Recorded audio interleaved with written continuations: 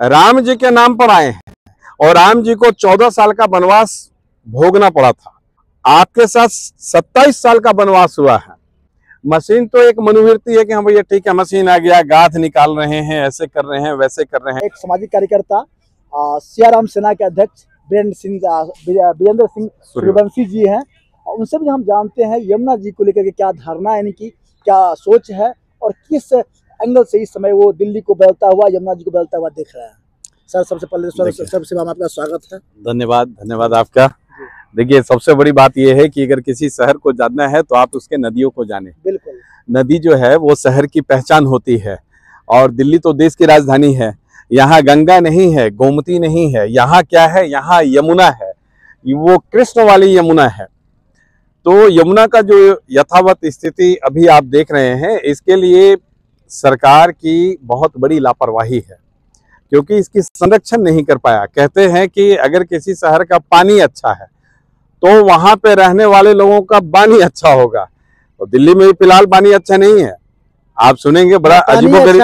हाँ, न पानी अच्छा है न पानी अच्छा है। तो सरकार, एलजी साहब अभी सरकार बनने से पहले इन्होंने जो यह कदम लिया है वो बहुत ही सराहनीय है। मन में एक सवाल भी आता है कि अरविंद केजरीवाल जिस समय कुछ भी कहते थे तो वो हमेशा ये बोलते भाई एलजी साहब मना कर रहे हैं, एलजी साहब मना कर रहे हैं। तो अब एलजी साहब जो है, सरकार भी नहीं बनी और एलजी साहब करने लगे। तो ये कहीं ना कहीं मुझे लगता है कि ये राजनीतिक कुष्ठा का शिकार यह नदी को होना पड़ा और दिल्ली के जनता को भी होना पड़ा। तो मैं तो राजनेता सबसे यही कहूंगा कि भैया, राष्ट्र से ऊपर, शब्दों में कहें तो समाज से ऊपर कहीं कुछ नहीं है। राज्य की राजनीति में दिल्ली की जनता पिसती रहे। बिल्कुल, ये दिल्ली राज्य तो है नहीं, दिल्ली यूनियन टेरिटरी स्टेट है, केंद्र शासित प्रदेश है। इसमें केंद्र सरकार का भी बहुत ज्यादा हस्तक्षेप रहता है और है। तो अगर सरकार की भी अगर मंशा होती है ना, तो भी यमुना साफ होता। लेकिन कहते हैं कि भैया सुबह का भूला अगर शाम को घर वापस आ जाए तो अच्छी बात है, देर आए दुरुस्त आए। अब तो इनको यह नहीं कहना होगा कि भाई एलजी साहब रोक रहे हैं, क्योंकि अब केंद्र में भी आप हैं और राज्य में भी आप हैं, और जो भी आप वादा किए हैं वो अक्षरशः आपको उतरना पड़ेगा। नहीं तो राम जी के नाम पर आए हैं और राम जी को 14 साल का वनवास भोगना पड़ा था, है ना। आपके साथ 27 साल का वनवास हुआ है ना। तो इस बार अगर बेहतर ढंग से आप परफॉर्मेंस करते हैं तो लोगों का सपोर्ट रहेगा, और अगर नहीं करते हैं तो मेरे ख्याल से हो सकता है कुछ और लंबा वनवास की तैयारी करनी पड़े। बिल्कुल आप सत्य कह रहे हैं, ठीक है, सत्य कह रहे हैं। जो रामचंद्र जी को 14 साल का वनवास भोगना पड़ा था, और बीजेपी जो अभी सत्ते में आई है जो 27 साल का वनवास भोगना पड़ा है। ये कहना चाहूंगा कि यदा कदा कैसे भी इस यमुना जी की हालात ठीक हो जाए, दिल्ली वालों को इस विकट समस्या से राहत मिल जाए। जो सबसे बड़ी बात यह है कि अभी भी 22-23 नाला है जो यमुना में डायरेक्ट जा रहा है। ये मशीन घुमाने से काम नहीं होगा। सबसे पहले तो जो वो सीवर सिस्टम है आप उसको रोकिए। बिल्कुल, आप अब इसके अंदर कचरा ना जाए, वो नाला ना जाए, ये इंपॉर्टेंट है, तो उसके ऊपर कार्य करे। मशीन तो एक मनोवृत्ति है कि हाँ भैया ठीक है, मशीन आ गया, गाद निकाल रहे हैं, ऐसे कर रहे हैं, वैसे कर रहे हैं, वो एक अलग चीज हो गया। वो गाद भी निकल रहा है, निकालिए, जैसे करना है आप कीजिए। लेकिन सबसे पहले जो कचरा जा रहा है ना, उसका आप सीवर सिस्टम, जो फैक्ट्रियों की पानी आ रही है, फैक्ट्री की पानी आ रही है, जो ट्रीटमेंट, क्योंकि आपको याद होगा जिस समय कोरोना आया था तो यमुना अपने आप ठीक हो गया था, साफ स्वच्छ हो गया था। बहुत ज्यादा खर्चा नहीं है। अब सरकार अपने एंगल से ठीक है, वो जैसे जो बेहतर है वो उसको वो करें। लेकिन सबसे पहले जो नाला आ रहा है, अगर आप उसको रोकेंगे और हरियाणा से जब पानी छोड़ेंगे इसमें ना, बहुत फर्क आ जाएगा, परिवर्तन होगा, परिवर्तन, है ना। तो इच्छा शक्ति होनी चाहिए। अब इसको लेवरेज करके ये 2 साल 3 साल 4 साल अब जैसे ले जाएं, अब वो तो एक अलग चीज है। अब आरोप प्रत्यारोप की राजनीति खत्म हो चुकी है। अब इनकी जवाबदेही बन गई है, जवाबदेही बढ़ चुकी है, और इनको मिशन के तौर पर लेना ही होगा। इसको बिल्कुल लेना होगा, क्योंकि इससे पहले भी मोदी जी यहाँ पर केंद्र में हैं, तो केंद्र की भी जिम्मेदारी थी। अगर आप यहाँ से 1000 किलोमीटर दूर बनारस का चिंता करते हैं, तो अरे तो ये मौसी ही मान लीजिए इनको, है ना। तो थोड़ा सा चिंता अगर इनका अगर आप कैद कर लिए होते, तो केंद्र में आप बैठे हुए हैं, कौन रोक लेता आपको, है ना। लेकिन फिर भी जो अथक प्रयास है, नई सरकार बन रही है, ढेर सारी शुभकामनाएं, बहुत खुशी है। परिवर्तन होना चाहिए, क्योंकि परिवर्तन ही प्रगति का दूसरा नाम है। तो ये परिवर्तन हुआ है। केजरीवाल साहब ने जैसा किया, जनता ने उनको वैसा जवाब दिया।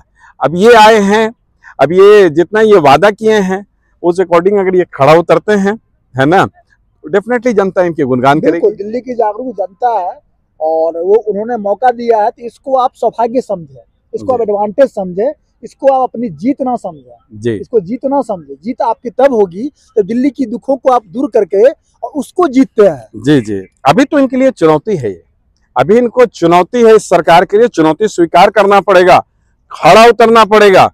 क्योंकि अगर देखा जाए, स्पष्ट ढंग से मैं बताना चाहूंगा, या और लोग भी जानते हैं, पहले केजरीवाल जो है ये फ्री वो फ्री वो फ्री फ्री फ्री लेकर के बीजेपी पार्टी चिल्लाती थी और कहती थी कि भैया रेवड़ी बांट रहे हैं। जब इलेक्शन का टाइम आया तो रेवड़ी जो उसके थाली में था वो डबल हो गया। मैं ये नहीं कह रहा हूं केजरीवाल साहब ईमानदार हैं, वो आरोपित हैं, मैं उनका विरोध करता हूं बहुत जगह, लेकिन इन्होंने भी तो डबल कर दिया, है ना, तो कुछ डिफरेंट तो हुआ नहीं। बिल्कुल बिल्कुल, है ना, प्रलोभन देते गए। और मैंने तो कई बार अपने चैनल से बोला, खुलेआम प्रधानमंत्री जी को अवगत भी कराया, जो फ्री का जो राजनीति है देश में बंद होना चाहिए। सिर्फ स्वास्थ्य, शिक्षा, सुरक्षा, सड़क, स्किल पर खर्चा कीजिए, बाकी चीज लोगों को कमाने खाने दीजिए। बिल्कुल, ये अप्रत्यक्ष रूप से ये रिश्वत है, इस पर चुनाव आयोग को भी संज्ञान लेना चाहिए। लेकिन केंद्र में मजबूत सरकार है, चुनाव आयोग हो या कोई भी हो, कहीं ना कहीं ये लोग जाकर के पॉलिटिकली प्रेशर तो रहता है।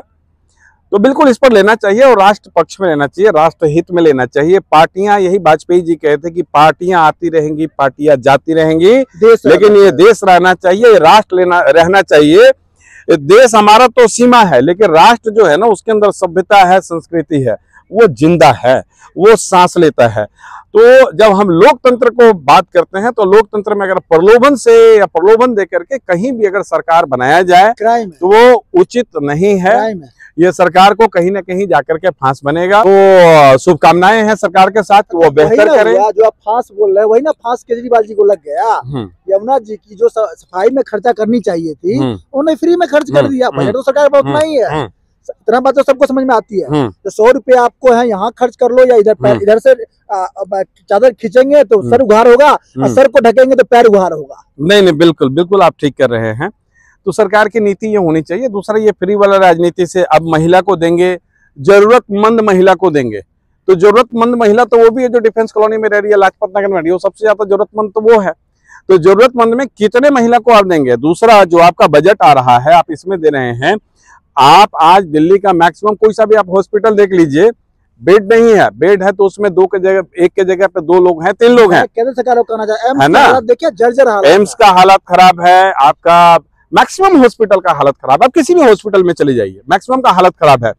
तो इस फंड को जो है, अगर वो वहां पर अगर ये चीजें करते कि भाई ठीक है, इसको डेवलप किया जाए, क्योंकि दिल्ली में जगह का कमी नहीं है। सर, यमुना जी किनारे हम लोग खड़े हैं, बिल्कुल निष्पक्ष रूप से बोलेंगे। मोदी जी, हमारे प्राइम मिनिस्टर आदरणीय मोदी जी बहुत इंटरनेशनली विजिट किए हैं, ठीक है, उनको अनुभव भी रहा है और इंटरनेशनली स्तर पर उनका काम भी अच्छा है, इस बात में नजर आता है। लेकिन ये क्यों भूल गए श्रीमान, जो आपने किसी देश में देखा है बस फ्री होते हुए, राशन फ्री होते हुए देखा? अगर आपने देखा हो किसी देश में, बताइए मुझे।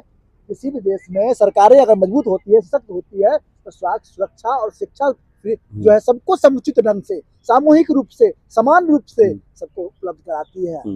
ना कि आप राशन फ्री कर दो, बस फ्री कर दो, इलेक्ट्रिसिटी पे, ये किसी देश की जो है ना बढ़ाने में, सख्त करने में कहीं से उचित नहीं है, वो उचित नहीं है। खैर, इस जो सरकार अभी आ रही है, ढेर सारी शुभकामनाएं, और मोदी जी से ये प्रार्थना भी रहेगा कि भाई पूर्वांचल ने आपको बीजेपी का सरकार दिया है, दिल्ली में मैक्सिमम वोटेज 48% प्लस पूर्वांचल का वोटिंग है, तो हमारे को तो बिल्कुल अपेक्षा रहेगा कि आप पूर्वांचल का एक मुख्यमंत्री दें, इतिहास बदले। 27 साल के बाद अगर परिवर्तन हुआ है तो ये परिवर्तन भी होनी चाहिए, है ना। यमुना जी किनारे होकर बोल रहे हैं तो मोदी जरूर सुने होंगे, ठीक है। और कुछ समय बाद इसकी घोषणा भी होने वाली है, घोषणा भी होने वाली है। और सर, जैसे आज हम बात कर रहे हैं यमुना जी किनारे, फिर 100 दिन के बाद हम इनका सर्वेक्षण करेंगे, बिल्कुल सर्वेक्षण करेंगे, निष्पक्ष रूप से, कोई भी सरकार, हाँ, सरकार हो और अच्छा काम करेगी तो मेरा काम है, बड़ाई होनी चाहिए, बिल्कुल बिल्कुल, अपने रास्ते पर हैं, विरोध भी होनी चाहिए, करेंगे हम, आपको विरोध करेंगे, हम आपको हर प्रयास करेंगे आपको रोकने के लिए। चलिए। ठीक है सर, बहुत बहुत धन्यवाद। जय हिंद, जय श्री राम, जय यमुना।